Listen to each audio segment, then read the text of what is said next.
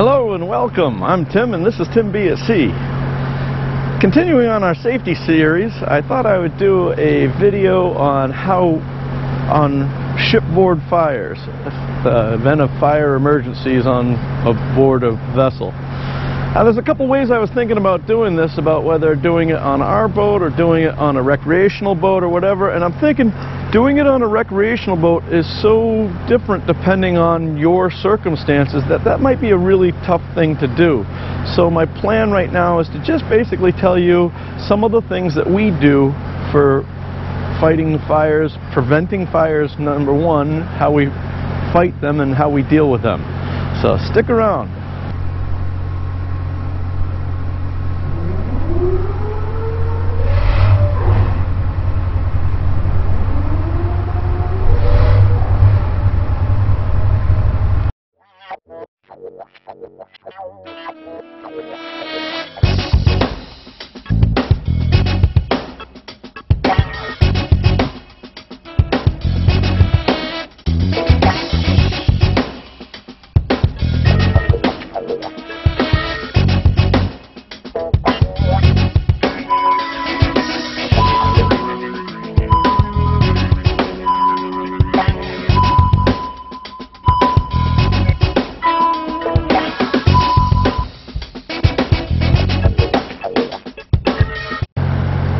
So you're on board and we have a fire.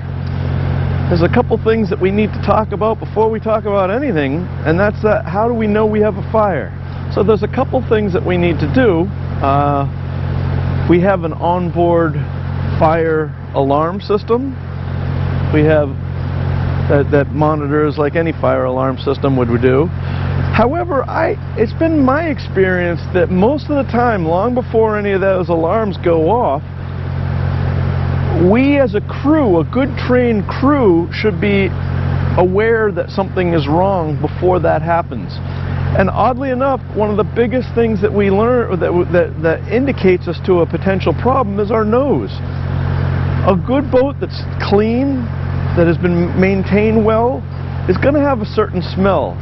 I remember my ex-wife used to talk about when I'd come home, she'd want my sea bag to remain out in my truck because the sea bag smells like the boat, she'd say. And she's right. It doesn't smell like a fishing boat or anything like that. We think it has to do with some of the fuel. Our boat doesn't really smell like fuel, but for some reason a lot of tugboats have a distinct smell, and you have to be on a tugboat or know somebody that has one. We don't smell it because we're used to it. Having said that, if you are accustomed to your smell on your boat, as soon as you smell something wrong, you should know that it might smell like an electrical thing. It might smell like a brake band burning up, or maybe a packing gland that is coming, or maybe an electrical thing. A motor is heating up, you know, one of our pumps or compressors or something like that. And regular engine room checks, and also being awake and you know, if you're in the galley and you smell something weird, you talk about that. One of the ways that we have an electric range, you know, electric cooktop in our boat, and they clean them. They clean the burners. Sometimes oil or, you know, something will get on the burners, and they clean them by turning them on, getting them really hot, and everything burns off. I didn't say burns off, it like you know, smokes off. And we have the fan going and all that. But before they ever do that, they always come up to the wheelhouse and they tell me they're going to do that. So if I smell something, I will know that it's not an emergency. So the big thing is us. We need to be checking that. You need to be checking it on your boat as well. The next thing is a general alarm. We have a general alarm. I'm trying to put a picture of ours up here.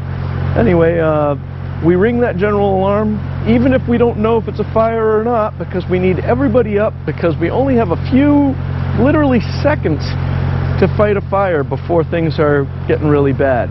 So general alarm is a big one, and then one that people seem to forget about is shutting down our ventilation system. And this is two things. This is the blowers that blow into the engine room, that blow cold air into the engine room, and other blowers have hot exhaust that's pulled out of it. We also, on that same shutdown, we have an emergency shutdown button for that. We also hit that because it also stops the air handler from the boat, the HVAC system that's moving the air throughout the boat. We need to shut that down before we do anything, because the best way, I mean, when all else goes wrong, the only way we can fight a fire that's out of our control is by trying to confine it into a space and letting it starve itself of oxygen. And if we continue to blow fresh air in there, we're not going to do it. And if we release CO2 and the CO2 goes in there, we only get one shot at it, and then the ventilation system will just pull it out. So that's how that goes. So now I'm on what we call the stack deck, or the 01 deck, and you'll see on tugboats vents like this over here, and like these two over here. Now what's special about these vents is these right here. These are all stainless steel. These are the intake blowers where fresh air is pulled into the engine room, and as you can see, all of these standoffs where the thing is secured while we're running are on stainless steel, and we do that so that they won't rust in place. And every hitch, part of our checklist is undoing these and making sure that they all go and that the gaskets around them are all good, and we can make a tight seal for engine being forced into the engine room, and you can see it's on both ways, and that we want them easily accessible. The same thing is true here. These are the exhaust blowers where the hot engine, now these will, through positive pressure of the air being blown into the engine room, these are going to exhaust anyway, but we also have big fans in here that will actually suck the hot air, not fumes, but the hot air out of the engine room. These two are on stainless steel, and they should just be able to come up here so somebody can undo these really quickly, flip them up, and secure them in place. And that's a really big deal. That's a mistake a lot of people make. I have a little story to tell you. My brother was a lifelong member of the Peacedale Fire Department in Peacedale, Rhode Island. He was also a commercial fisherman that had a excuse me, I think it was like a 100-foot Western rig trawler, a big dragger, and he had been fighting fires for well over 10 years. That's why they gave him lifelong membership in there and all that sort of stuff. He knew everything about fighting fires. Well, he had an engine room fire, and it was a wooden boat, and later they believed that it was the vibration on electrical wires that over time ended up arcing and ended up catching fire. Well, back in the day, this is going back, I don't know, almost 30 years ago when this happened, his engine room caught on fire. He did all the procedures right. They secured everything. They shut the boat down. They sealed off the engine room. Back then they had the halon system. They pulled the halon. It shut the fire down.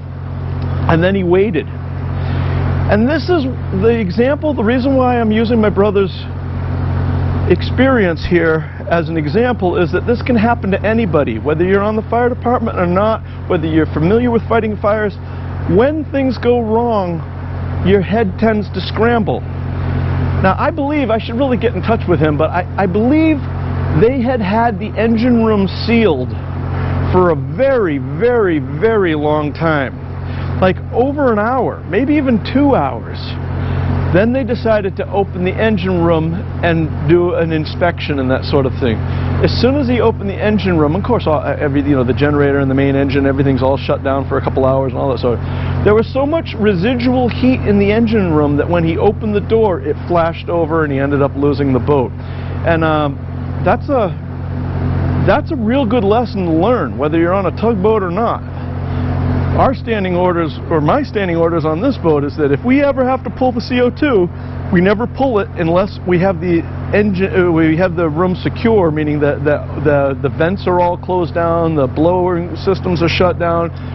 We pull the CO2, and once we do that, we do not open that up again. We wait for the cavalry to show up. We let the Coast Guard open it up. And if that's 6 hours later, so be it. We'll be floating, hopefully. So that's kind of a big thing. All right. Now we have hydrants located around the boat like this. And they're hooked up to a massive fire pump down below. And actually there's two pumps, so in case one went, we still have another one.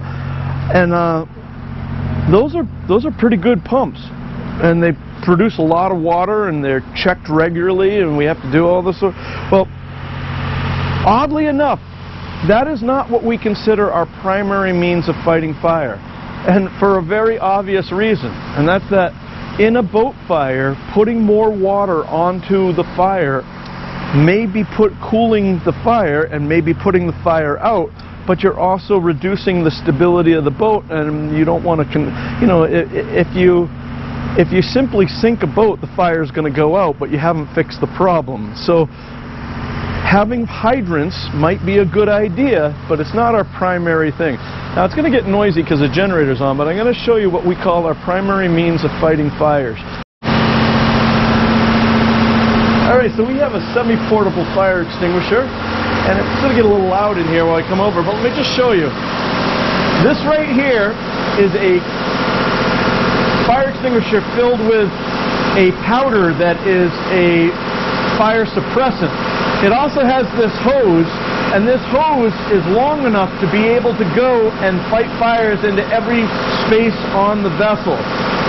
So in other words, it can go all the way to the forepeak, it can go all the way back to the lazarette, it can go into every one of the quarters. So that is our primary means of fighting fire aboard. We also have other things too. You can see these, people have asked in other videos what these are, and these are, we call them pull stops. So in other words, in the event that we sealed the engine room and there's a fire and we need to make sure that we don't continue to pumping fuel into the fire, we pull this one and it will physically shut a valve off so that fuel won't continue to flow into the engine room. This one's for the starboard engine. And then these right here are our CO2 pulls. And I'm going to take you down below and show you a little bit more about that. So I'm in the forepeak now, and I wanted to show you our CO2 system. And this is our CO2 system. You can see we've got 7 huge big ass tanks here of CO2, and then this little one over here. And this says pull 1, pull 2, and then an electronic box up there. And the way this works is those pulls that I was showing you outside, when you pull them, it pulls a cable that goes through here and lifts this up. And the same thing with number 2. Now when you do that, in the event that something went wrong and you pulled it and the wire broke, you still have a manual way of doing this yourself. That wire should never break. It's tested. As you can see, there's safety things that have been tested on there. As you can see, these things get tested every year. So all of that's fine, but we also have a secondary way of that if we need to deploy the system and do that, we have the ability to do that. The reason why there's that little tank over there is that when you pull the system, because there's a danger of killing anybody that is in the confined space because of lack of oxygen, you're going to suffocate them. When you pull the system, you have about a 20-second delay where this thing will go off, the pressure sensor will start seeing the pressure up there, and it starts ringing, sounding an alarm in the engine room to have everyone get out of there. And they get out of there, they've got 20 seconds to vacate the place. They might be in there trying to fight the fire, and somebody might pull the CO2 and kill a man down there. So that's why we do that. That will ring, and 20 seconds after that that alarm's going to go off for 20 seconds, then it's going to discharge all of this. And I believe that the reason why we have so much CO2, we only have one shot at it, is that the Coast Guard regulations say that you have to have 150% of the maximum volume of the area that you are sealing. So in other words, all of our engine room plus another 50% has to be able to be fully filled with CO2, which is why we have so much of this. We have a number of these located around the boat, and they call these EEBDs, or emergency breathing devices. And these are not Scott packs. These are not designed to fight a fire. This is in case you were, say, working down here and you you couldn't go through the escape hatch up here for one reason or another. If you had to maneuver through the boat, it's a small bottle of air that will just get you out. It's not designed to fight fires or anything like that. It's just to move you through a smoke, because all of the smoke on board a vessel, that if something goes wrong, all of the smoke is more dangerous than the fire is. You'll die long before you burn up. You're going to die from all the horrible gases you would ingest. So we have these, a number of these throughout the boat wherever there's a potential of not being able to get outside. Now in here, in between the stacks, we have our SCBA, not to be confused with SCUBA, self-contained breathing apparatus, and this is where we have a lot of stuff that's ready to go. These things have nothing to do with fighting fire, but you probably don't see these every day. Anyone know what these are? These are line throwing devices. There's actually a little rocket motor in there and a whole bunch of line, and you shoot the thing over and send a heaving line over that way. They only get one shot apiece, so we get a whole bunch of these. I think they're reloadable too. Then these right here are day shapes that we can hang. Like here's a towing diamond. Let me try to pull this off here. Sorry for the shaky camera. And we have all the day shapes we need, from diamonds, bowls for anchorage, all that sort of stuff. Anyway, this is our Scott Pack, or SCBA, self-contained breathing apparatus, and we have when we pull this out, it has everything we need in there, and we have 2 extra tanks, air tanks that go with that. We also have a kit down here that has all the turnout gear, including fire boots and all the gear to fight fire with, and that's about that. I just wanted to show you that. I don't have to pull it out and go through all that stuff, because that's kind of our deal. You have to figure out your own deal. But one thing I did want to mention, in the unlikely event that you guys ever have to use one of these, it may be good to know, or at least to think about, that unlike a scuba tank where you have the valves at the top of the tank, you see scuba divers reaching out and going like this, these Scott Packs have them at the bottom. So you see a lot of people, a lot of rookies that are starting out, when a new guy comes on, we put them through all our little drills, and we have them get in their Gumby suits and get in their firefighting gear and that sort of stuff. They'll always grab the tank like you do a scuba tank, and that's upside down. You can't put it on that way, and it usually takes a long time. And imagine if there was in a firefighting emergency, it'd be a bad time to have to deal with that. So in the event that you ever do have to don firefighting gear, including a SCBA, make sure that you understand that it's set up so that you can put it on over your head, and that the valve, the top of the bottle actually goes down back by your lower spine. That's the way that's supposed to be. So just a little hint. Anyway, that about concludes a tour of the gear that we have on board. I mean, I probably missed a bunch of stuff. Obviously I have fire axes and that sort of thing, but just wanted to kind of show you around. And the only other thing that we should touch on is that, I think I've mentioned this in other videos, but we are required that within the first 24 hours of having 25% of the crew changed or more, we are required to do a fire and boat drill. And in doing this, it's a good time that we also utilize that time to hit the button to start the fire pump, to make sure that all the valves are going and the line gets charged and the guys understand. Incidentally, there's another thing.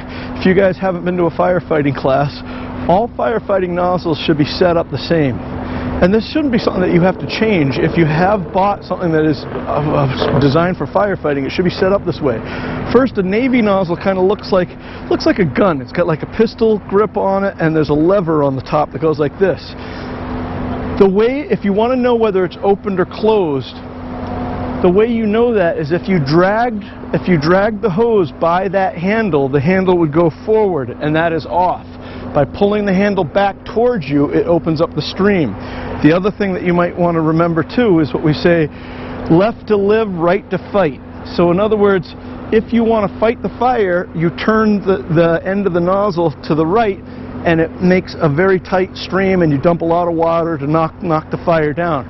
But if you can't breathe and you need, or it's too hot to approach the fire, you turn the left to live. Turn it to the left, and it makes a big fan, and you can actually push a whole wall of heat, smoke, and all kinds of other nastiness away from you. So just remember that. Left to live, right to fight. All right? So yeah, we have fire drills quite often on board. One of the things that we like to think about is where are our greatest potential for having a fire. In the last video I put up, I talked about that tugboats, or at least one that was close to my heart because it ended up on a beach in Rhode Island, caught on fire because of lint in a dryer. So weird things happen. The fiddly, which is the upper engine room where you walk out, that's usually a place that usually catches a lot of combustibles. People throw their foul weather gear. It's always warm in there, so it dries out. Sometimes if you take it on supplies, boxes end up there. Those are all really bad things. There are some people that I've worked with that even suggest that they want no combustibles in the fiddly at all. Other people say, well, you know, we want to limit the amount of combustibles. We certainly don't want any paraffins or oils or, you know, cans of, you know, like WD-40 or something like that. You don't want any of that where there's a big heat source like a fiddly or an upper engine room. So you try to do that. If you have a dryer on board, you might really want to make that like part of your weekly maintenance, to not just take the lint out of the door, but disassemble the back and make sure that by doing that little extra step, you might end up saving not only your life and those of your shipmates, but you also might save the livelihood. I mean, I know a whole bunch of guys in Rhode Island that lost their house because they couldn't fish anymore in the spot that got wiped out. This is going back years and years and years ago. But when the boat went up on the beach in Rhode Island, a lot of guys lost their livelihood and end up losing their house because of that. So just little things. Take time. Check the dryer vent. When you're cooking in the galley, galley fires are another thing that, man, you know, I tell my guys on my boat, the first thing, if you have a fire, sound the alarm. Start screaming, fire, fire, fire. And we've got about 20 or 30 seconds of time that we have that we can try to fight the fire manually by hand with the hand fire extinguishers. After that, we're going to start to think about containing the fire and shutting off the oxygen. So in other words, if it's a fire in the engine room, it sounds weird, but I was on a boat working for another company a long time ago, and the deckhand came up and said he smelt something in the engine room. We sent the engineer down there, and he looked around, he couldn't find anything, and then they kept sniffing, and they worked their way to the packing glands on the two shafts that were turning. And one of the glands had been tightened up just a little too tight. And it was so tight that the packing gland was actually smoking, and it turned the shaft blue. So fire can happen in really weird places. Other older tugs that had Airflex clutches, they're like big tires with brake pads on the end of them. When you put the boat in gear, the tire would have air pressure, it would go up. Sometimes people that would use the brakes too much, it would cause sparks. Sparks would drop into the bilge. There's another thing where you got just a few seconds to hit that bilge and fill that bilge up with CO2, and if you don't do that, you better start planning on sealing an engine room. Anyway, enough of that. Stay safe. Remember that 90% of your job should be making sure you don't have a fire in the first place. And that doesn't just by saying just doing that, but having policies and procedures in place and train regularly for these things. Then when they do happen, you only have a very small window of opportunity. Most of us that are on boats are not professional firefighters. We're going to do what we can to stay alive, and that's it. So really try hard to be safe out there. Anyway, thank you for watching. I hope this video didn't get too long. If you found this series useful, drop me a comment. Maybe you smash that like button. That really helps out the channel quite a bit. And big shout out to the patrons. You guys keep the wheels turning for everybody else. If you want to support the channel, you can head over to patreon.com and TimBatSea, and for about the price of a cup of coffee, you can be on board with helping produce these videos. Really appreciate it. You guys stay safe, and I'll see you on the one.